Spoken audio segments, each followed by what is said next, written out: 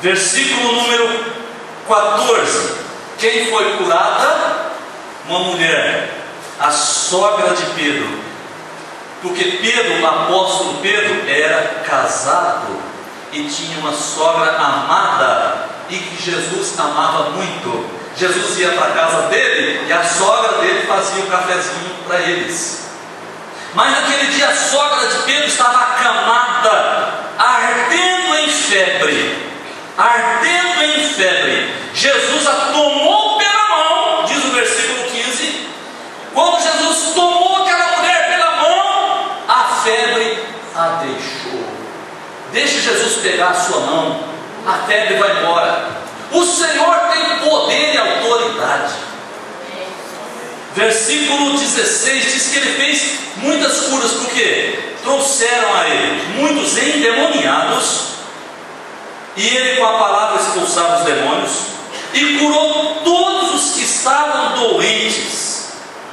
Todos que estavam doentes. Não perguntou se eles mereciam, não perguntou se eles tinham fé, não perguntou a situação deles.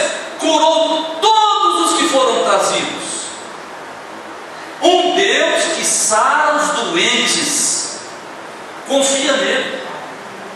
Um Deus que sara os doentes. Depois do versículo 23, ele acalmou a tempestade. Mas no versículo 28 conta que ele curou 2 endemoniados gadarenos. Seja doença como a sogra de Pedro, que tinha febre, não era demônio. Seja doença dada por demônios, ele simplesmente curou a todos. Não importa, muitas vezes você quer achar que o demônio está na vida da pessoa. Alguns casos são demônios, outros casos são doenças comuns. Ele ataca demônios, expulsa, ele ataca a enfermidade e faz cair por terra. Um Deus poderoso que domina todo tipo de doença. Você passa no capítulo 9, começa com a cura de um paralítico em Cafarnaum. Capítulo 9, o capítulo 8 inteiro foi de cura. O 9, a cura de um paralítico.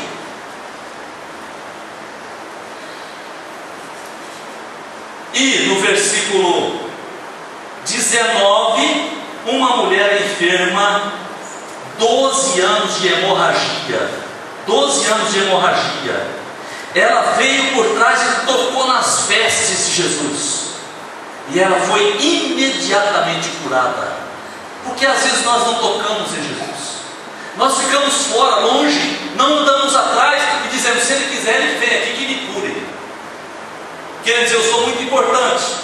Corre atrás, vai atrás, Ele vai te curar. No versículo 27, curou 2 cegos. Versículo 27 até o 31. 2 cegos. O cego clamava: tem compaixão. Aqui não diz que ele fala assim: nossa, não tem compaixão de mim, né, cara? O senhor não pode, será que o senhor não poderia? Quem sabe? Podemos, vem cá. Não, diz que ele clamava, isso aqui era berro. Ele gritava, ele clamava, ele gritava, ele falava alto, ele buscava intensamente. E depois para frente, tem mais um monte de textos. Por exemplo, o versículo 32. Havia uma pessoa, aqui no versículo 32, trouxeram um mudo endemoniado. Um mudo endemoniado. Jesus identificou que tinha um demônio. Quando ele expeliu o demônio, o mudo falou. O mudo falou. Era um demônio que impedia o mudo. Você imagina, não era doença física, não faltava cordas vocais, não faltava nada, era um demônio. Então o Senhor identificou. Eu me lembro de uma vez aqui na nossa igreja, aconteceu uma coisa que aquele dia eu percebi que aquela pessoa ia ser curada. Vou contar para vocês como foi.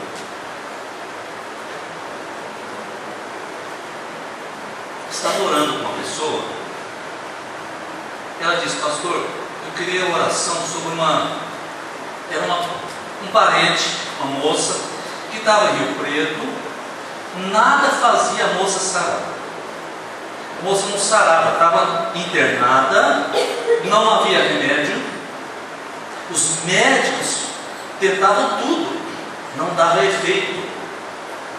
E a moça não melhorava. Então ela falou aqui comigo: vamos orar pela fulana, que eu não lembro mais, já faz tempo, porque ela está com um problema muito sério. Vamos orar. Começamos a orar. Quando eu comecei a orar com ela e falei o nome daquela moça, essa mulher caiu no chão. O diabo começou a tocar nela. A Isabel viu, você lembra? A Isabel viu, veio aqui, nós dissemos: sai demônio desta vida aqui, não toca. O demônio saiu mesmo. Aí ela se levantou e eu disse: vamos terminar a oração, que a sua parenta está curada. Porque Deus me revelou com clareza que a mulher da Rio Preto estava com um demônio. Se o demônio achou ruim, tão ruim aquela oração, se ele ficou tão desesperado com a oração, é porque ele foi atingido com a nossa oração. Então aquela mulher seria curada. Pois foi, no outro dia ela saiu do hospital curada, porque o diabo saiu daquela vida. Entende? Então você tem que estar de olhos abertos, porque se o inimigo lançar algum dardo, você diz em nome de Jesus, cai por terra. Instantaneamente vem a vitória. Se for uma doença, ele pode te curar, também assim, ou pode te encaminhar corretamente para o médico certo, o remédio certo e tudo mais. Jesus é esse Deus poderoso que cura todas as nossas enfermidades. Amém? E volto para Marcos 16, versículo 17. Marcos 16, 17. Vamos encerrar meditando nesse texto, porque depois vamos estar em oração. Diz assim, olha, Marcos 16, 17. Estes sinais hão de acompanhar aqueles que creem. Em meu nome expelirão demônios, falarão novas línguas, pegarão em serpentes, e se alguma coisa mortífera beberem, não lhes fará mal. Agora veja o que diz no final do versículo 18: se impuserem as mãos sobre enfermos, eles serão curados. Se impuserem as mãos sobre os enfermos, eles serão curados. Serão curados. Deus que cura. Tem alguém aqui precisando de cura? Tem alguém que anda atrás de cura?